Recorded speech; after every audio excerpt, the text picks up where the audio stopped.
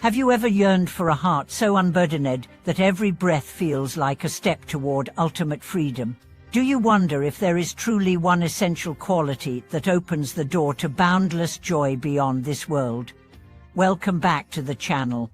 Today we explore how cultivating a singular clarity of mind can serve as the sole key to attaining rebirth in the Pure Land. We will journey through the nature of purity itself, discover why all other practices hinge upon this fundamental state, and learn simple yet profound ways to nurture an unclouded heart amid life's trials. Imagine waking each morning with a sense of inner stillness so clear that no fleeting thought can cast a shadow. It is as if the mind becomes a pristine mirror, reflecting the world without distortion. This is the essence of purity, not the absence of emotion or experience, but a mind that responds to every situation with lucid awareness and unwavering compassion.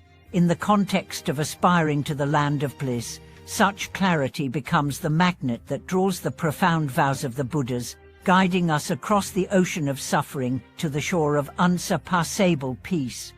To understand why purity holds this pivotal role, consider how even our most sincere efforts can become entangled with ego, attachment, and fear. Generosity may hide a subtle desire for recognition. Reciting mantras can devolve into rote habits. Seated meditation may be hijacked by restlessness or pride. In contrast, when the heart remains undefiled by these hidden currents, every gesture, no matter how small, becomes a genuine offering of love. Like a sisal candle illuminating a dark room, a pure heart dispels doubt and ignites faith in our own deepest potential. In practical terms, cultivating such purity begins with gentle self-inquiry. Notice the moments when irritation or envy arises. Instead of pushing these feelings away or indulging them, turn toward them with curiosity. Ask yourself, what does this emotion demand of me? What story am I telling myself? By holding these impulses in mindful awareness, their grip loosens. Over time, the mind learns to recognize the subtle labels we place on experience, good and bad, mine and other, and releases the habit of clinging. As the fog of judgment lifts, a clear space emerges where the vase of compassion and wisdom can resonate unimpeded. A simple daily exercise can anchor this transformation. Choose a brief period, perhaps as you wash your hands or pour your morning tea, and observe the quality of your attention. If a critical thought surfaces, silently acknowledge it without resistance and let it pass like a cloud drifting across the sky. Return to the flow of water or the steam rising from the cup. With each cycle of noticing and releasing, the mind's mirror grows less prone to smudges. Gradually, you begin to inhabit that luminous clarity more continuously, even amid stress or sorrow. As we journey toward the Pure Land, it is this untainted heart that aligns with the great compassionate vows spoken by Amitabha Buddha. When our intention remains unwavering, free from the uneven pulses of doubt, every sincere aspiration becomes a call that the boundless light cannot ignore. Pure mind meets pure vow, and the connection forms effortlessly. In this way, purity is not a distant achievement, but the living quality of each present moment, waiting to be discovered. As the days unfolded, the seeker noticed that true purity was not found in grand gestures or lengthy retreats, but in the gentle moments of choice that weave the tapestry of daily life. He recalled the time he witnessed a small child playing by a roadside stall. The child reached out to touch the rows of bright fruit, his fingers brushing against the smooth skin of an apple. In that instant, the child's gaze was wholly absorbed by the simple wonder of sensation, no thought of ownership, no separation between self and world.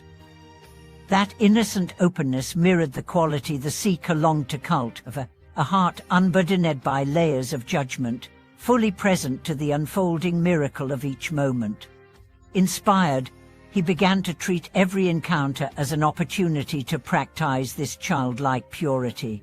When colleagues at work praised his efforts, instead of basking in the glow of approval, he maintained an inner balance, acknowledging gratitude without feeding the hunger for more accolades. When a friend expressed disappointment in his delayed response, he met the feedback with calm attention, releasing any sting of defensiveness and choosing instead to listen deeply. In each interaction, he tested the resilience of his inner clarity, gently peeling away the subtle clinging to praise or aversion to criticism.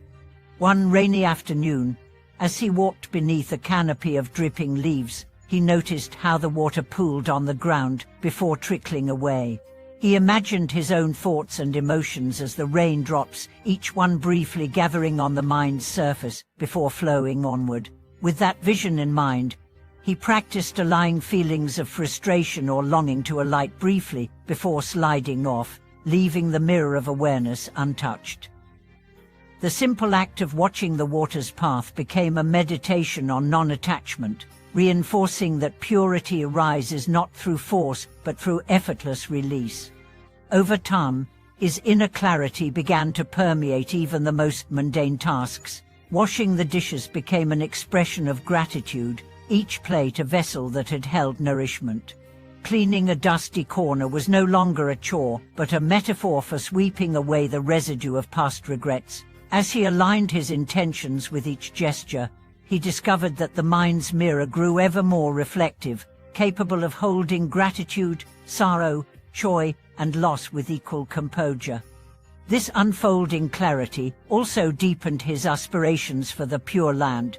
No longer did he perceive rebirth as a distant goal to be achieved after lifetimes of instead, he experienced each moment as an echo of the boundless realm of bliss. When he recited the Buddha's name, his voice resonated with the purity of heartfelt longing, free from mechanical repetition. When he contemplated the vows of Amitabha, he felt a warm current of confidence flowing through his heart, as though his single-pointed devotion had already bridged the gap between samsara and nirvana. In the quiet of the evening, before retreating to rest, he would reflect on the day's occurrences, acknowledging those moments when clarity shone brightly and those when the mirror of mind became clouded. He did this not to criticize himself, but to honor the process of awakening. With gentle resolve, he set his aspiration for the next day, to meet each circumstance with the unburdened purity he had glimpsed, to awaken once more to the seamless continuity between his heart and the luminous field of the Buddhas. May this teaching inspire you to discover the pure heart that lies beneath the layers of habit and perception. As you walk through your own day, notice the small openings where judgment falls away and genuine presence arises. In these moments, the key to rebirth in the land of bliss reveals itself not as a distant treasure, but as the very essence of your lived experience. Thank you for watching this video.